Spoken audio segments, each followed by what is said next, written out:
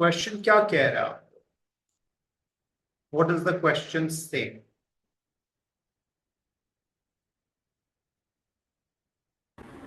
Sir के inverse function निकालना है।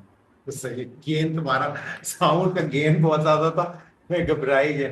अच्छा सही है, ठीक है। तो बिल्कुल आप सही कह रहे हो कि फंक्शन का इनवर्स निकालना और उसके स्टेप्स जो है वो कोई खास मुश्किल नहीं है। सिर्फ ये चीज का ख्याल रखना है कि जब आप स्क्वायर रूट लोगे क्वाड्रेटिक के अंदर, तो जो प्लस माइनस है वो डिपेंड करेगा डोमेन के लेस देन या ग्रेटर देन होने पे। तो इधर से आपको पता चल सकता है कि जो स्क्वायर रूट लोगे आप उससे नेगेटिव आंसर, नेगेटिव साइन लोगे। ठीक है विशाल, ऐसी बात है। स्टेप्स में आपका पहला स्टेप होगा let f of x be equals to y, therefore y is equal to x plus a whole square minus.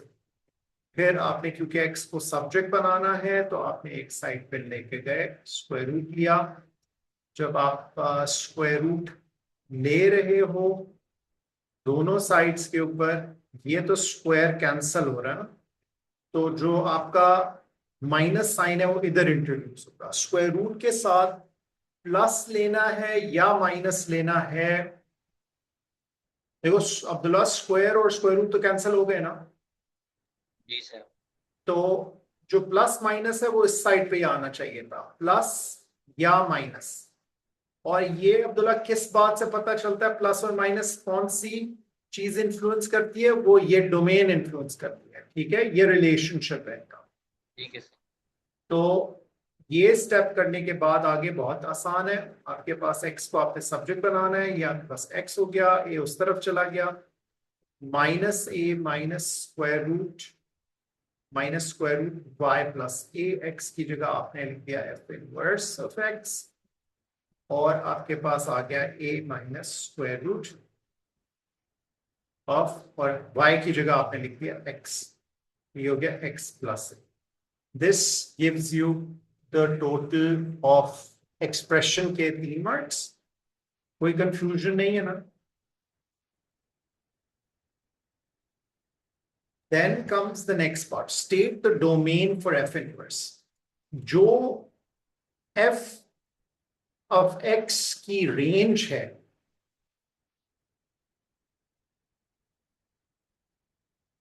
वो डोमेन बनती है। पार्ट बी के लिए range of f of x is the domain of f inverse of x. तो सवाल में बड़ा clearly stated है स्टेट, और है भी 1 मार्क का। सिर्फ आपने एक्सप्रेस कर देना है। इसके लिए आपको पता होना चाहिए था कि यहां इस फंक्शन एफ ऑफ एक्स का जो वर्टेक्स है वो एग्जिस्ट कर रहा है माइनस ए कॉमा माइनस ए। इस वर्टेक्स की जो y वैल्यू है दैट इज माइनस ए। आप देख सकते हो कि इस वर्टेक्स की जो y वैल्यू है माइनस ए, और ये फंक्शन है मिनिमम कर्व का। तो आपको पता होना चाहिए था just by looking at it कि इसकी रेंज है y greater than equal to minus a, क्योंकि ये वर्टेक्स इंक्लूडेड है इस डोमेन के अंदर। तो ये जो y greater than equal to minus है, यहां पे आपने सिंपल लिख देना है x greater than equal to minus, क्योंकि रेंज y वैल्यू होती है और डोमेन उसी y वैल्यू को x वैल्यू करके बयान करता है। ठीक है, सर आप ये फिर से समझा सकते हैं? देखो इसके लिए थोड़ा सा बैकग्राउंड में जाना जरूरी है। थोड़ा सा बैकग्राउंड को मैं दोबारा बनाता हूं अगर बैकग्राउंड आपका इसमें नहीं है।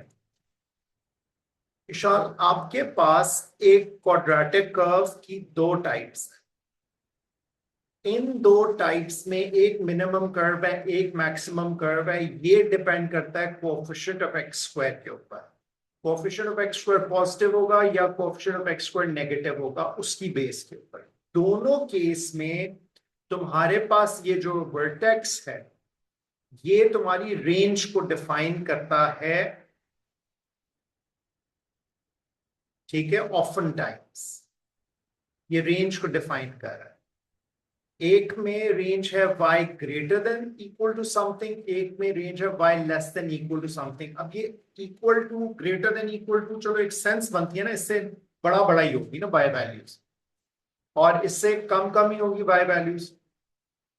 जो फॉर एग्जाम्पल अगर मेरे पास हो x minus two square plus three, तो ये जो मेरा पॉइंट है वर्टेक्स का, ये 2,3 है। अगर मेरी डोमेन डिफाइंड थी x less than equal to +2 for example, तो इसका मतलब था जो मेरा ग्राफ है वो 2 से बन रहा है, और ये जो मैंने ब्लू लाइन बनाई है ना, ये ग्राफ बन रहा है। रेंज जो है इसकी मेरे पास जो बन रही है वो y greater than equal to 3 बन रही है बेस्ड ऑन द डोमेन। मैं ब्लू ग्राफ की बात कर रहा हूं, 2,3 से शुरू हो रहा है, ऊपर की तरफ जा रहा है, y greater than equal to 3 इसकी रेंज है। इनवर्स फंक्शन में क्या होता है, ये स्वॉप हो जाते हैं। Is that clear? Inverse function में विशाल क्या होगा कि ये स्वॉप हो जाएगा, ठीक है? इज जी दैट ठीक है? ये यहां पे इस वजह से ये जो तुम्हारे पास रेंज बन रही थी ना इसकी, y greater than equal to -a बन रही थी ना रेंज, जी ये f ऑफ x की रेंज बन रही थी, क्योंकि शेप ऑफ द ग्राफ में ये जो पॉइंट है वर्टेक्स का, दिस इज -a, इधर से ओके समझ आ गई। हाँ, और उसकी ये जो रेंज है वो उसकी डोमेन। अब मैंने क्या किया है, सिंपल इस यही चीज ही लिखी है, लेकिन y की जगह क्या लिख दिया, एक्स लिख दिया है। तो ये इस तरीके से आपने इसकी डोमेन को डिफाइन किया। State the range of f inverse, ये उससे भी आसान है। जो domain of f of x है वो रेंज ऑफ एफ इनवर्स बन जाएगी। डोमेन, दोबारा पढ़ो, state the range of f inverse. Range of f inverse is the domain of f, और डोमेन ऑफ एफ क्या था, x less than equal to -a, खुद लिखा हुआ है x less than equal to -a। आपने क्योंकि रेंज के जवाब देना है, तो आपने x में जवाब नहीं देना, आपने y में जवाब देना है, सिर्फ लिख देना है आप। Is that clear to everybody? अगर किसी का अपना कोई स्पेसिफिक क्वेश्चन है कोई, सर जी भाई। हमें शो किस तरह करेंगे? शो नहीं करना आप, स्टेट में कुछ शो नहीं करना। ये तो मैंने आपको डिफाइन, आपको एक्सप्लेन करने के लिए ये लॉजिक दिखाई है आपको, ठीक है? This statement is only to explain to you तो सर हम स्टूडेंट्स, नॉट द एग्जामिनर, ठीक है? ये नॉट द एग्जामिनर है। एग्जामिनर को चाहिए ही नहीं, 1 मार्क के लिए स्टेट करना है। स्टेट जहां लिखा होता है वहां पे उसको मतलब होता है बगैर किसी वर्किंग के आपने कर डाला। Is that clear? Yes sir. अगर कोई और क्वेश्चन भी है तो आप पूछ लें, वरना मैं I am going to move to this question. Is there any issues? नहीं सर, नहीं सर। ऑलराइट, ठीक हो गया। Then comes question number 45। अच्छा, अब आई होप ये तुम लोग 2-3 तरीके हैं इसको करने के, ठीक है? एक मैंने जो कहा था कि आप टेबल मेथड कर लो। अगर टेबल मेथड से सुपीरियर मेथड, लेकिन उसमें बहुत अच्छा स्किल चाहिए, वो मेथड है आपका स्केच का मेथड, जिसमें आपको अवेयरनेस होती है ग्राफ। तो sir to call for that awareness from you guys is a little too much. जो तुम लोगों में से बहुत सुपीरियर है, बहुत अच्छा है, उसको तो ये अवेयरनेस हो जाएगी। जिसको नहीं आती, आप ये कैलकुलेटर में टेबल डालो और टेबल अपना शुरू करो। अब ये x ग्रेटर देन 2 है, 2 इसमें डालोगे तो ये इंफिनिटी चला जाएगा। सो आप स्टार्ट करो 2.01 से और इसको लेके जाओ 10 तक। देखो कि क्या हो रहा है y की वैल्यूज को। कैलकुलेटर में फंक्शन का या टेबल यूज करना आता है तुम लोग के पास? है ना कैलकुलेटर, उसमें टेबल बनता है। जी हाँ टेबल बनाओ।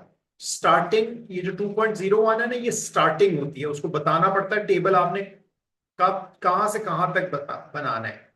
ये स्टार्टिंग होती है, ये टेबल की एंडिंग होती है, और टेबल किस चीज का बनाना है वो ये एक्सप्रेशन है। और इस एक्सप्रेशन में जो x की जगह आपने यूज करना है अल्फा x यूज करना है। इतने तो खैर तुम लोग सादे हो नहीं, तुम लोगों को ये पता होना चाहिए। You guys know this right? Alpha x, अगर किसी को नहीं है आज तक उसने यूज नहीं किया टेबल, तो भाई कर लो यूज। तो एनीवेज वैसे तो चीज अच्छा है, फायदेमंद है कि आपको पता होना चाहिए, वो ये है कि ये एक रैशनल फंक्शन है, एक फ्रैक्शनल फंक्शन है, 3/x-2। 1 मैं पहले लिखूं बाद में लिखूं एक ही बात sir y is greater than 1 है। y is greater than 1, very nice. अच्छा वेरी नाइस, ये जो 1 है इस पे आपकी बनती है एसिम्प्टोट। वेरी नाइस ईशाल, ये तुमने माइंड से किया है, टेबल से किया है, स्केच से किया है, किस तरह किया है? सर देखें, जो ये जो ग्राफ होता है कि 3/x-2, बेसिकली इसका जो ओरिजिनल ग्राफ होता है ना वो एसिम्प्टोट ही बनता है, और वो पॉजिटिव साइड पे बनता है। तो लेकिन वो जो होता है ना, मतलब 1 से नीचे होता है, लाइक जो एक्स एक्सिस पे रीच कर रहा होता है, लेकिन वो थोड़ा सा टच भी कर रहा होता है, लेकिन क्योंकि ट्रांसलेशन हो रही होती है, क्योंकि +1 है ना, तो इसका मतलब है कि वो ट्रांसलेशन होके मतलब एक दफा यूनिट अप चली जाती है, तो आंसर जो है y ग्रेटर देन 1 होगा। Very nice very nice. तो बेसिकली जो भी ये नंबर बाहर है उससे ग्रेटर होगा। अगर ये बाहर नंबर 1 की बजाय 2 होता तो y ग्रेटर देन 2 होता। अगर ये बाहर नंबर 3 होता y ग्रेटर देन 3 होता। ऑलमोस्ट बिल्कुल ठीक बताया तुमने, ऑलमोस्ट। यही क्वेश्चन मुश्किल तब हो जाता है कि अगर मैं सवाल का जो एक्सप्रेशन है, अभी तो x-2 है ना, अगर 2 - x, तब विशाल क्या जवाब होगा आपका? सर 1 ही ना होता। हाँ लेकिन क्या बोलती, y ग्रेटर देन 1 बोलती या y less? y less then. अब लेस देन क्यों बोल रही हो आप? क्योंकि अम, वो इसलिए मुझे पता है, लेकिन मेरे दिमाग में नहीं आ रहा। बेसिकली वो रिफ्लेक्शन का कह रही हो कि मतलब वो उल्टा बनता है। जी, उल्टा बन जाता है, ठीक है डन। नेगेटिव पे आ जाता है। बेहतरीन। अब क्योंकि तुम्हें ये एक्सपोजर था, तुम्हें ये आइडिया था, अब ये आइडिया हर एक को शायद ना हो यहाँ पे। जिसको नहीं है टेबल मेथड, टेबल बनाओ जान छोड़ो, ठीक है, ताकि तुम लोगों को ज्यादा ये स्किल सीखने की जरूरत ना पड़े। You could have done this using the table method, तो उससे काफी तुम लोगों का अच्छा हो जाता। अच्छा जी, अब हम करते हैं इसका second part, obtain an expression for F inverse. बन जाएगा, कोई इतना मसला नहीं। डोमेन ऑफ एफ इनवर्स, जो आपका ये रेंज है वो इसका डोमेन बन जाएगा। एग्रीड? y की जगह आप x लिख दोगे बस। ठीक है गाइस, इज दैट क्लियर हमारे के लिए? अब्दुल्ला, समझ में आया आपको? जी सर, ऐसा था। ठीक है, और ये इनवर्स भी निकालना आ गया, राइट? और ये अगला g f f x composite function बहुत ही सादा है, कोई मतलब मुफ्त के 2 मार्क्स दिए हुए हैं, एफ को जी के अंदर डालना आता है। आता है ना, ये करना आता है ना, एफ को जी में प्लग इन करना है। ये जो एंटायर एक्सप्रेशन है इसको इस एक्स की जगह प्लग इन कर देना। जी। ठीक है, ये वाला अच्छा सवाल है 46। हाँ, 2+3 is a good question. Try करो पहले खुद। So in this question you have a sine function given और shifted graph है, आप देख सकते हैं 0 के ऊपर it's cutting at 0.5, so मतलब in radians because the graph is in radians, pi की terms में आपका axis labeled है, so you know that x की value 0 पे y की value 0.5 है। That's one nice indicator, उससे भी कुछ हम कर सकते हैं। और एक एम्पलीट्यूड तो बाहर होता है उससे तो मतलब कुछ खास पता नहीं लगता। अब वो कहता है state the value of a and one possible value of b. हम ये पॉइंट भी यूज कर सकते हैं -π/3, 0। तो 2 पॉइंट्स, तीसरा पॉइंट ये भी यूज कर सकते हैं 2/3π, 1 करने को ये भी यूज कर सकते हैं। सो अगर हम स्टार्ट करते हैं विद परहैप्स -π/3, दो तरीके। अब ये स्टेट, एक तो है तरीका जो मैं अभी आपको पहले बता रहा था कि भाई आपने रीड कर लो वैल्यूज, और वैल्यूज को x की जगह और y की जगह रिप्लेस करो, साइन इनवर्स करके साइमल्टेनियसली सॉल्व करो। मैं एक एग्जांपल कराता हूं, फिर मैं वो रिजेक्ट कर दूंगा तरीका, क्योंकि देखो स्टेट बोल रहा है, स्टेट मींस कि they want it directly as well, मतलब you will be benefited from doing it directly. अब जिस तरह साइन ए, x की जगह आप लिखोगे -π/3 प्लस b, और इसको आप इक्वल टू कर दोगे 0 के। ठीक है, मतलब x की जगह आपने x का कोऑर्डिनेट डाल दिया, y की जगह आपने y का कोऑर्डिनेट डाल दिया इस एंटायर एक्सप्रेशन में। साइन ऑफ व्हाट इज 0, आपको पता है साइन ऑफ 0 इज 0। या आप कह सकते हो जी मैं साइन इनवर्स ऑफ 0 लूं और फिर मैं उसको a ब्रैकेट -π/3 प्लस b के इक्वल कर दूं। तो देयर आर 2 इंस्टेंसेस इस केस के अंदर जहां आप 0 कर सकते हो। साइन इटसेल्फ 0 पे 0 होता है, पाई पे 0 होता है, 2π पे भी 0 होता है। तो you could have done this कि ये आप 0 करते, इसको a इधर रखते, -π/3 प्लस b रखते, और क्या होता, a उधर जाके डिवाइड होके गायब हो जाता, b की वैल्यू +π/3 आ जाती।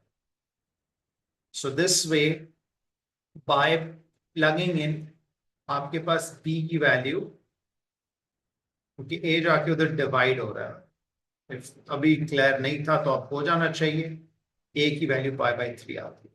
लेकिन उन्होंने कहा था स्टेट मींस के nobody was asking you to do this.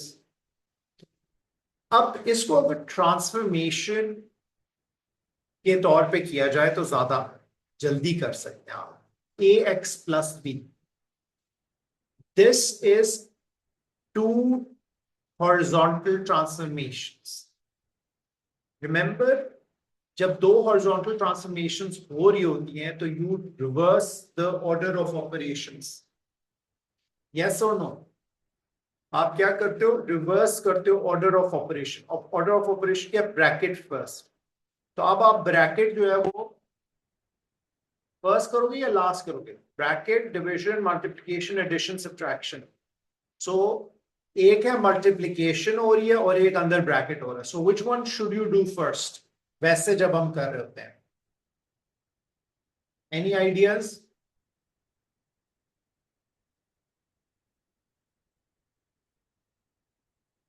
या you would want to stick to doing this? अगर वो बिल्कुल ही दिमाग में क्लिक नहीं कर रहा कि आपको ये नहीं आइडिया हो रहा कि -π/3 से 5π/3 शिफ्ट हो गया, पूरा का पूरा साइकिल जो है वो आपका हाफ हो गया, और a की वैल्यू 1/2 होनी चाहिए, अगर वो क्लिक नहीं कर रही है बात, तो फिर आपको ये रास्ता लेना ही नहीं चाहिए। कैसे ये 1/2 हो गया? हाफ अ साइकिल कंप्लीट हो रहा है ना 2π तक। Do you understand this? अगर दिख नहीं रहा तो rest assured best method is to plug these values in. ठीक है, जिस तरह अभी हम प्लग इन करें इसी तरह आप करें और सॉल्व करें प्लगिंग इन से। ठीक है, so let's just put it on the side. एक वैल्यू ये हो गई आपके पास, और a निकालने के लिए you can plug in any of the other points, जैसे कि 2π/3 इन 1 है, तो you can just in y की जगह 1 लिख दें, sine a is unknown, x की जगह आप लिख दें 2π/3, और b की वैल्यू आपने क्या निकाली थी? π/3। सो b की वैल्यू आपकी आई थी π/3। 2π/3 प्लस π/3 इज 3π/3, जो कि पाई बनता है। Sine a times pi equals 1, sin inverse 1 equals a pi। Sin inverse 1 is π/2, π/2 equals a pi, pi और pi कट गया, a की वैल्यू हाफ आई। अब इतनी मेहनत करके कर रहे हो, से बेहतर है कि तुम लोग रियलाइज करो कि तुम्हारा साइकिल आधा हो गया है। 0 से 2π, देखो ना ये जीरो, अगर मैं एक बॉक्स शिफ्ट करूं आगे तो ये 0 से 2π पे ये पूरा कंप्लीट हो रहा है, हाफ अ साइकिल। 2π पे वरना दो पूरा एक कंप्लीट होता साइकिल, ये हाफ अ साइकिल हो रहा है। इस वजह से a की वैल्यू हाफ होनी चाहिए। जहां तक रही बात b की शिफ्टिंग की, जो कि अभी हमने शो किया कि π/3 है, तो वो आप देख सकते हो कि ग्राफ पूरा π/3 यूनिट्स टू द लेफ्ट गया हुआ है, तो इस वजह से b की वैल्यू प्लस π/3 होनी चाहिए। अब सर जी, अगर हम लोग -π/3 और 0 ना लें, और अगर हम लोग 5/3 लें तो हाँ, आंसर डिफरेंट आएगा। अगर आप 5/3π और 0 लो, जी। अगर आप 5/3π और 0 कंसिडर करोगी तो a की वैल्यू आपकी नहीं निकलेगी, क्योंकि 0 आ गया ना यहां पे। इधर जब 0 आ जाएगा, साइन इनवर्स 0 0 होगा। समझ रहे हो आप मेरी बात? तो -π/3 के साथ भी यही हो रहा है जो आपने प्लग इन किया था अंदर इक्वेशन के। उसमें b आ रहा था ना ऑलरेडी, उससे मुझे b जी। की वैल्यू मिल रही थी, तो b तो मैंने निकाल लिया। नहीं अब ना, अगर हम लोग इक्वेशन में ही 5/3 डालें, लाइक बट हाँ -π/3 ना डालें, 5/3 डालें। हाँ, तो उससे आपको मिल रही है ना b की वैल्यू हाँ, तो -5/3 मिल रही है ना पाई। आपको। अच्छा, -π/3 मिल रही है, मैं अभी डाल के देख लेते हैं। अगर हम इसके अंदर डाल देते 5π/3 एंड 0, अब देखो थोड़ा स्पेशली देखो, साइन इनवर्स 0 जब करोगी तो अब 0 नहीं लिखोगी, अब पाई लिखोगी। समझ रही हो? एक तो बात है ना कि साइन 0 इज 0। अब तुम मुझे बताओ कि ये कौन सा वाला 0 बन रहा है? 0 वाला, साइन 0 वाला 0 बन रहा है या साइन पाई वाला 0 बन रहा है? Do you understand this? कि अब जब तुम साइन इनवर्स इसका करोगी तो पाई के बराबर करोगी। So you will say a 5π/3 plus b is equal to pi. अब इसमें तुम्हारे पास a और पाई दोनों अननोन रहेगा, ठीक है? You understand this? अब मैं यही क्वेश्चन दोबारा से कराता हूं और फ्रेश, इन सब चीजों के बगैर।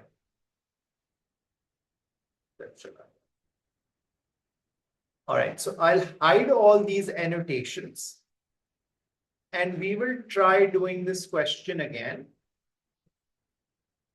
और इस दफा हम इस सवाल में ग्राफ से जो डायरेक्ट है, जो स्टेट कह रहा है, तो स्टेट को स्टेट के तरीके से करेंगे बगैर किसी प्रॉब्लम।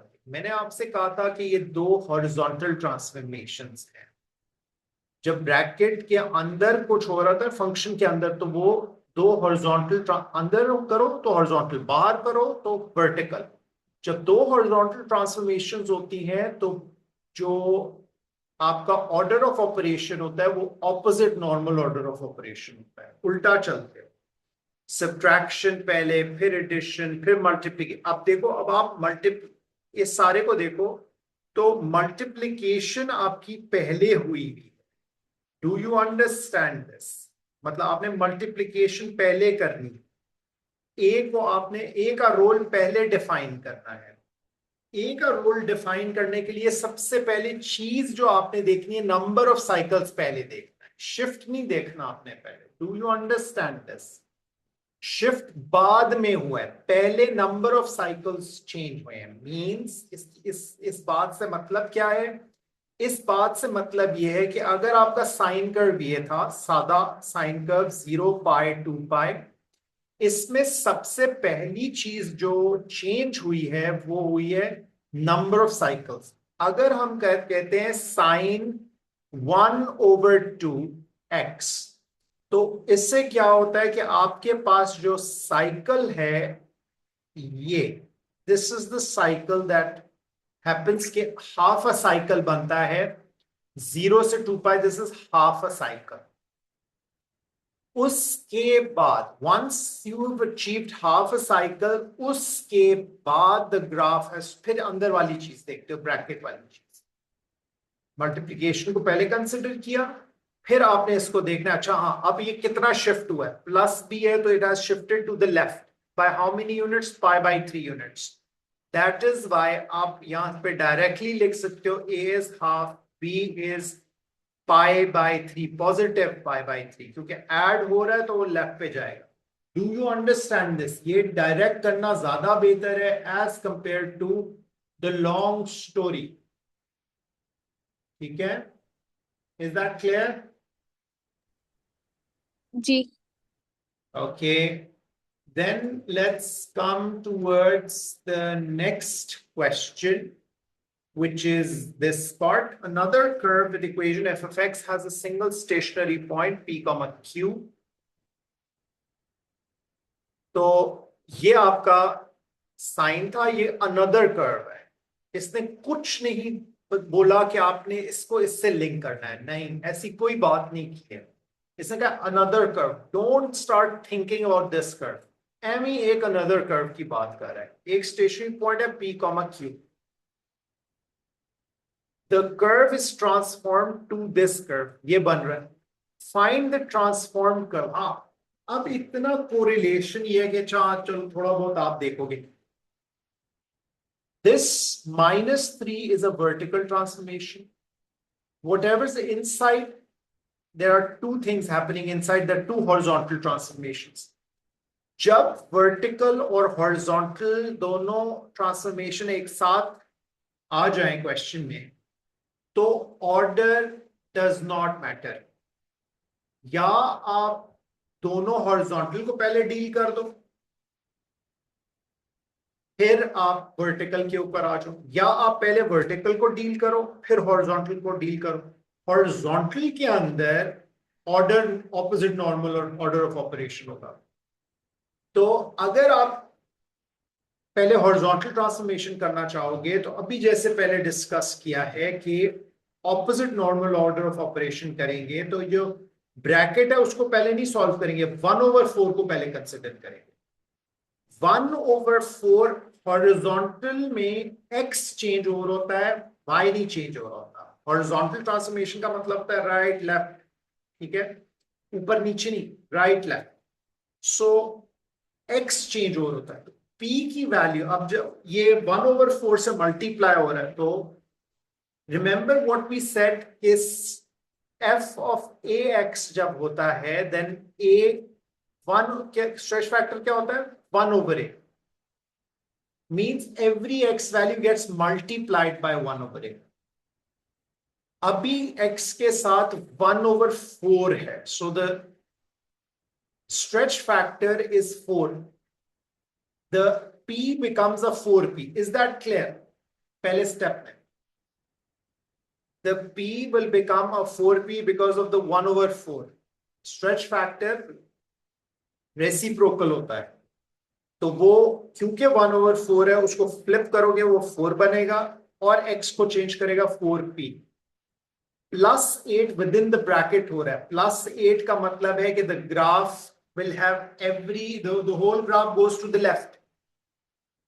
तो the transformation that happens is कि x की वैल्यू में से आप 8 को माइनस करते हो। Is that clear? Is this clear? 4p minus 8 is the x coordinate of the stationary point, ठीक है। 4 p minus 8 comma what about the vertical, जो q है वो तो सीधा सीधा -3 से मल्टीप्लाई हो रहा है, तो वो बस कोई इतनी बड़ी चीज नहीं है, वो -3q है। तो in terms of p and q these are your coordinates। अब 3 मार्क्स के लिए है find the coordinates, you may show this sum of this working, कि आपने x कोऑर्डिनेट को क्या, ऑब्वियसली थोड़ा बहुत तो कुछ ना कुछ काम करना पड़ेगा ना, just to make your mind move and process things. थोड़ा ये मुश्किल पार्ट था, लेकिन आई होप ये समझ में आया आपको। Is this clear? Any confusion? No. No? Okay. Any specific question that you guys have and have practice? अभी सही तरह प्रैक्टिस करना लगता है शुरू नहीं हुए हो तुम लोग, है ना? Yes?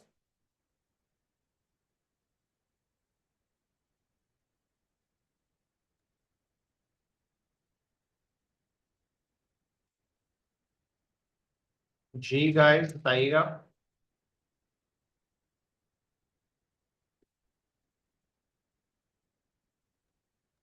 जी गाइस 33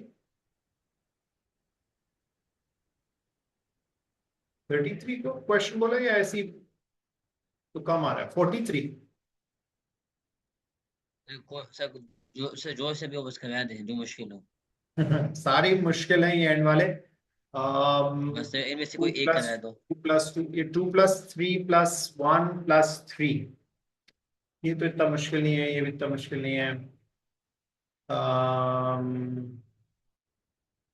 सर वो टी ट्रांसफॉर्मेशन और आर ऊपर था, वो थोड़ा मुश्किल था। कहाँ? विच? ऊपर ऊपर है, लाइक ठीक है। 42 इससे पीछे है। अच्छा इससे पीछे ये वाला किए, ये वाला 43 पार्ट बी। जी किया हुआ है। ठीक है, पार्ट बी जरा है ट्रिकी, ये इसको पहले भी खुद ट्राई करना। Least possible value of P and greatest possible value of Q, ये एक इम्पोर्टेंट अच्छा सवाल है, ये जरूर ट्राई करना खुद से, पहले दिमाग लड़ाना। तो ये नीचे करें। This ये one? Okay. The transformation R denotes a reflection. The x-axis transformation T denotes a translation of 3 minus 1. Find the equation y equals g of x of the curve with the equation y equals x squared. After it has been transformed by the sequence of transformation R followed by T. Equation चाहिए, ठीक है? R followed by T, मतलब सबसे पहले इसने क्या करना है? Reflection in x axis. Reflection in x axis में क्या होता है? फंक्शन के बाहर आप माइनस से मल्टीप्लाई करते हो, that's a reflection in the x axis. जो ये ट्रांसलेशन होती है उसमें आप क्या करते हो कि अब 3 - 1, 3 means it's 3 units to the right, +3 -1 means 1 unit नीचे। जब राइट पे जाता है you subtract inside the bracket, जब नीचे जाता है you subtract outside the bracket. So क्योंकि आपने पहला काम करना है रिफ्लेक्शन का, सो अगर हम कहते हैं इसको y = x², तो पहली रिफ्लेक्शन की पार्ट पे this is what happens, it becomes negative बाहर एंड x² पूरे फंक्शन के बाहर। फिर आपने इसको करना है ट्रांसलेट, इस पूरे फंक्शन को ट्रांसलेट करना है, तो x की जगह आपने x - 3 को प्लग इन किया और इस पूरे ग्राफ को फिर 1 यूनिट नीचे लेकर आना है, that's -1। Is that clear? 2 marks के लिए।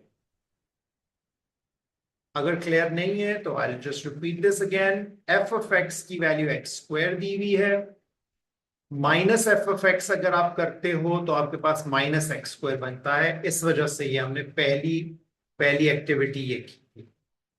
और जस्ट फॉर सिंप्लिसिटी से इसका नाम मैं कुछ और रख दूं, f of x की बजाय h of x रख दूं, तो अगर फिर उसको मुझे रिजल्टिंग में अपने फंक्शन को शिफ्ट करना है 3 to the right 1 unit down, तो this is what I have to do. Means के जो तुम्हारे पास एज है उसकी x की जगह आप रिप्लेस करोगे x-3 से और बाहर उसके -1 सब्ट्रैक्ट कर दोगे। This is how. अगर या तो डायरेक्ट कर लो तो ठीक है, इंटरमीडिएट होकर कर लो, it's up to you. Further expand करने की जरूरत नहीं है, no need to waste time on it. Find the equation y equals h of x of the curve with the equation y equals x square after it has been transformed by the sequence of transformation t followed by r. पहले translation फिर reflection.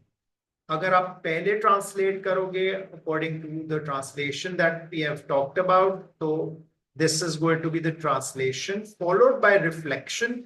इस पूरे के बाहर minus है।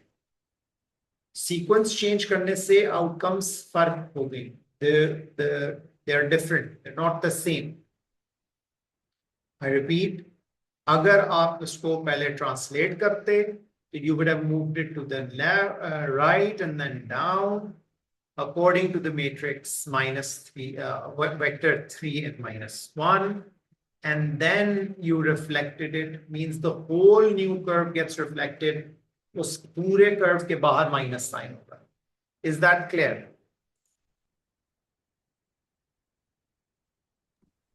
जी। ठीक है, good. चल, और फिर part C, state fully the transformation that maps g of x onto h of x। g onto h। अब इन दोनों का कंपैरिजन, एक ट्रांसफॉर्मेशन है -x-3² वर्सेस -x-3² +1। ये आपका था g of x और ये अब आपका था h of x। उसने कहा g को h में कैसे बदलें, तो you translation in y axis +2। Very nice. So you would, क्योंकि उस अंग्रेजी मांगी है, so you would write that down. It's a translation in the y-axis +2 या फिर 2, 0, 2 according to the vector 0 + 2। ठीक है ना? वो आप पूरी, you'll write the statement down. easy scene है। अच्छा, अब ट्रांसफॉर्मेशन से अब हम निकल आए। अगला टॉपिक क्या करना चाहेंगे आप लोग नेक्स्ट क्लास में? What's the topic that you would want to do? Sir M1। M1, okay, let's do M1 का सेशन कल इंशाल्लाह। ठीक है।